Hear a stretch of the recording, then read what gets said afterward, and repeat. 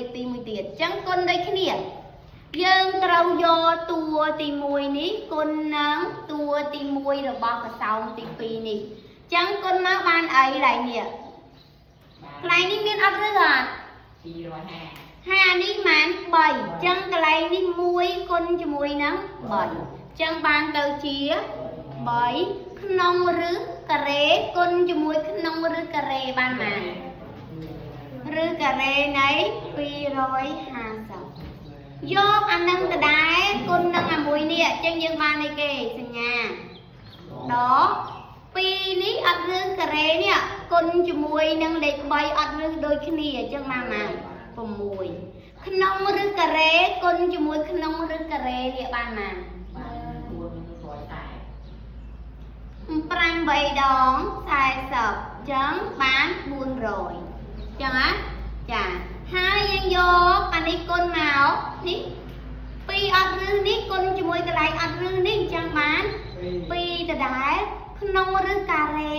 គុណនឹងក្នុងឬការ៉េបានមក50គុណនឹង10 50ទៀត500ហើយយើងយកមកគុណនឹងអានេះម្ដងអញ្ចឹងដកគុណនឹងដកបូកហើយអត់ឬ2គុណនឹងអត់ឬ2 4ក្នុងឬ80គុណជាមួយនឹង10អញ្ចឹងឬ8ប៉ុណ្ណាតោះក្រោយមកយើងឃើញក្នុងឬការ៉េយើងធំមកត្រូវធ្វើម៉េចបញ្ចេញតោះ550បញ្ចេញបានណាចេញបានណាចេញបាន5មិន25គុណ10 25ចេញបានណាអញ្ចឹងបញ្ចេញបាន5ហើយ5គុណជាមួយនឹង3អញ្ចឹងកន្លែងហ្នឹងបានទៅជាចា15ឬ10ចាតោះអានេះ400ចេញបានណា20ចាអញ្ចឹងចេញបាន20ការ៉េ400ត្រូវអត់អញ្ចឹងចេញបាន20គុណនឹង4 20គុណនឹង4 120ដកចុះ500ចេញបានណានេះចេញបាន50 500មានន័យថា5គុណនឹង100 100ម៉ានការ៉េ10ការ៉េអញ្ចឹងចេញបានម៉ានចេញបាន10គុណនឹង2 10គុណនឹង2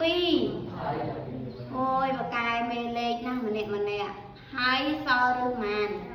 5បូកជាមួយអានេះហ៎800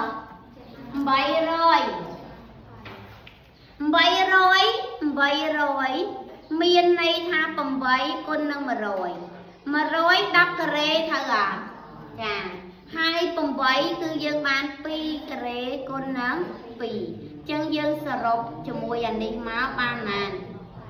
20ការ៉េគុណនឹង2អញ្ចឹងយើងចេញបានណា20គុណនឹង4 80ឬម៉ានឬការ៉េនៃ2តាមមើលមានឬណាដូចគ្នាអត់ទេអញ្ចឹងចម្លើយយើងទៅប៉ុណ្ណាតើណា